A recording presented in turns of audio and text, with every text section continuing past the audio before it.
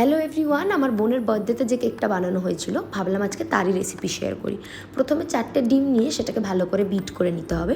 যেহেতু 1 পাউন্ডের কেক বানানো হচ্ছিল তাই মেজারমেন্ট কাপের 1 কাপ চিনি 1 কাপ ময়দা সমপরিমাণ নিতে হবে। চিনিটাকে ভালো করে পিষে নিয়ে তার হাফ পোর্শন আমরা ওই ডিমে অ্যাড করে দেবো। তারপরে ভালো করে বিট করব। আর তারপরে অ্যাড করা হয়েছিল ভ্যানিলা এসেন্স আর রিফাইন্ড অয়েলও একটা ছোটো বাটিতে নিয়ে তার হাফ পোর্শন অ্যাড করা হয়েছিল। আর আমরা রেড ফুড কালার অ্যাড করেছিলাম এবং তারপরে সেটাকে ভালো করে বিট করে নিয়েছিলাম যাতে কোনো রকম কোনো লাম্পস না থাকে। আর তারপরে আমরা ময়দা নিয়ে নিয়েছিলাম আর ময়দার মধ্যে দিয়েছিলাম বেকিং পাউডার আর বেকিং সোডা।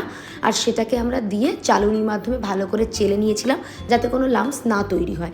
ধীরে ধীরে তারপরে আমরা এটাকে অ্যাড করে দিয়েছিলাম এবং এই মোশন অনুযায়ী মিক্স করা হচ্ছিল এবং এই সময় আমরা চিনিটাকেও এর মধ্যে মিক্স করে দিয়েছিলাম। তারপরে যে পাত্রে আমরা কেকটা বানাবো সেই পাত্রের মাপ অনুযায়ী কেটে ওটাতে কাগজ বসিয়ে দেওয়া হয়েছিল এবং কাগজে ভালো করে তেল লাগিয়ে দেওয়া হয়েছিল। তারপরে 180 ডিগ্রিতে দিয়ে আমরা 30 মিনিট মতো এটাকে বেক করেছি। তারপরে আমরা যে ক্রিমটা উপর থেকে লাগাবো সেটাকেও বানিয়ে নিয়েছিলাম। একটা সাদা আর একটা পিঙ্ক কালারের ক্রিম বানিয়েছিলাম। তারপরে 3 ভাগে কেকটাকে কেটে নিতে হবে এবং জল আর চিনি দিয়ে একটা সিরাপ বানিয়ে নিতে হবে, যেটা এইভাবে অ্যাড করতে হবে।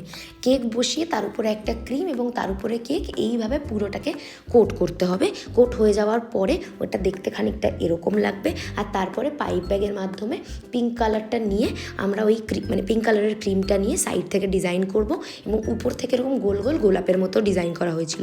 যেহেতু আমি প্রফেশনাল নই, যেভাবে আমি পেরেছি সেভাবে করেছি। আর এক্সট্রা যে বেঁচে যাওয়া কেক সেটা গুঁড়ো করে উপর থেকে ছড়িয়ে দিয়েছিলাম, দেখতে আরও সুন্দর লাগছিল। পুরো কেকটাতে আমার এক বোন আমায় খুব হেল্প করেছে, ও ছাড়া আমি করতেই পারতাম না।